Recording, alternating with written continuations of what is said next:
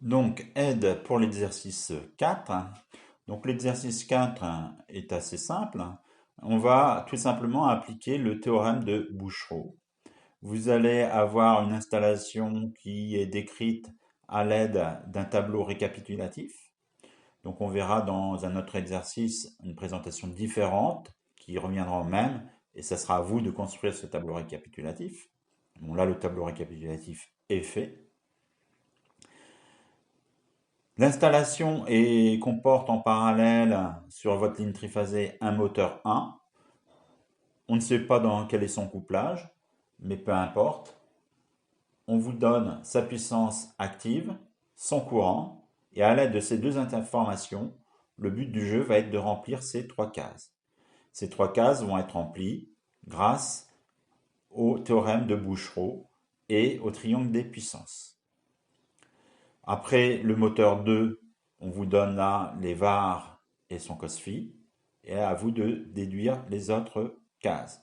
L'installation, c'est tout simplement la somme de ces deux moteurs, et on se souvient que le théorème de Bouchereau nous dit que les puissances actives s'additionnent, les puissances réactives s'additionnent. Après, pour le calcul de S, cos phi et I, eh bien, il faudra utiliser les formules du cours. Alors, si vous voulez plus d'aide, vous continuez la vidéo, sinon vous arrêtez là. Bon, pour ceux qui veulent encore plus d'aide, là, vous avez au final tous les résultats qui sont donnés. Donc, je vous demanderai sur votre copie de ne pas vous contenter de recopier le tableau, mais en plus du tableau, me détailler tous les calculs que vous avez faits pour remplir ces cases. Donc, le théorème de Bouchereau va être utilisé pour l'installation, tout simplement pour trouver par exemple le P d'installation, on fera P moteur 1 plus P moteur 2, et on trouvera le P total. Pour les Q, même chose, on va additionner, mais on n'oublie pas que on a aussi une formule qui de base qui est P égale racine de 3 U cos phi, que Q égale racine de 3 U sinus phi, et que pour tout l'énoncé, on connaît le U. Le U vaut 400 volts. Donc avec ces formules-là, vous allez pouvoir calculer les cases manquantes. Vous avez en plus, je vous rappelle, le triangle de puissance qui vous permet de trouver des relations supplémentaires.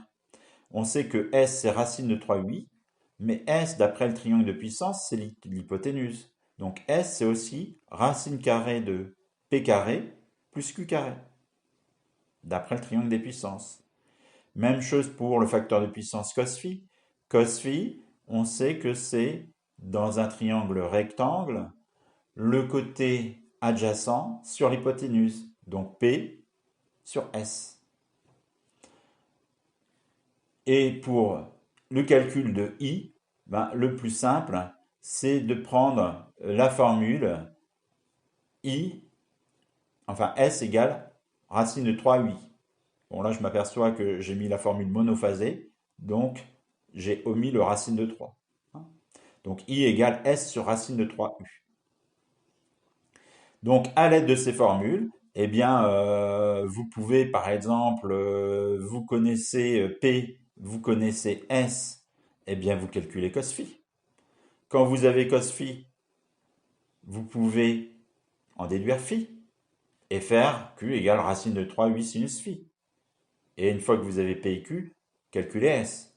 Ou, il y a plusieurs possibilités, hein, ou vous auriez pu calculer directement S en faisant S égale racine de 3 UI.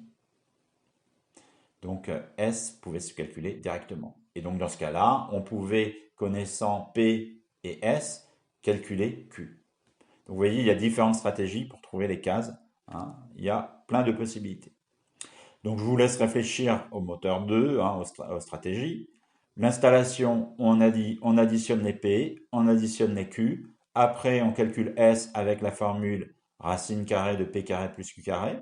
Après, on calcule cos phi avec P sur S. Et on en déduit I en faisant S sur racine de 3U.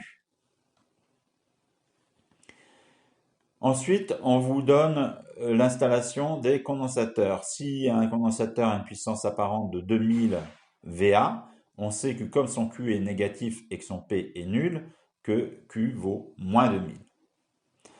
En connaissant S et racine de 3U, vous en déduisez le I qui est appelé par les condensateurs.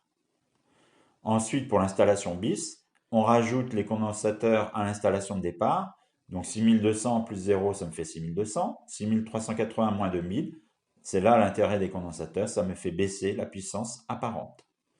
Une fois que j'ai P et Q, j'en déduis S avec la formule qui va bien, puis cos phi avec cette formule, et enfin I avec cette formule, attention, S sur racine de 3U. On s'aperçoit au bilan que le fait d'ajouter un condensateur, ça vous fait baisser le courant de ligne. Votre courant de ligne au départ était de 12,8 ampères et le courant de ligne après condensateur est descendu à 11 ampères. C'est pour cette raison que EDF impose un cos phi élevé. Parce qu'un cos phi faible fait que EDF doit fournir plus de courant pour la même puissance active facturée. Or, plus de courant pour EDF signifie des transformateurs plus gros, des fils plus gros, des pertes en ligne plus importantes, donc un coût supplémentaire. C'est pour cela que pour les industriels, EDF facture cette énergie réactive qui coûte en structure et en frais de fonctionnement avec les pertes joules. L'explication à l'aide des vecteurs de Fresnel de l'intérêt d'ajouter des condensateurs. L'installation au départ avait un Q1 élevé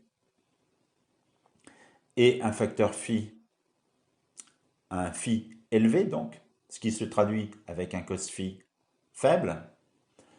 Maintenant, quand vous rajoutez des condensateurs, eh bien, le Q total va diminuer et on va arriver à Q2 et on s'aperçoit qu'avec Q2, que quand on fait diminuer Q total, eh bien l'angle phi diminue, donc le facteur de puissance augmente. Et forcément, eh bien l'hypoténuse, la taille de l'hypoténuse est plus petite, donc le I a diminué. Au passage, vous noterez que les formules sont en monophasé. En triphasé, ça serait racine de 3 UI. Je vous remercie de votre attention.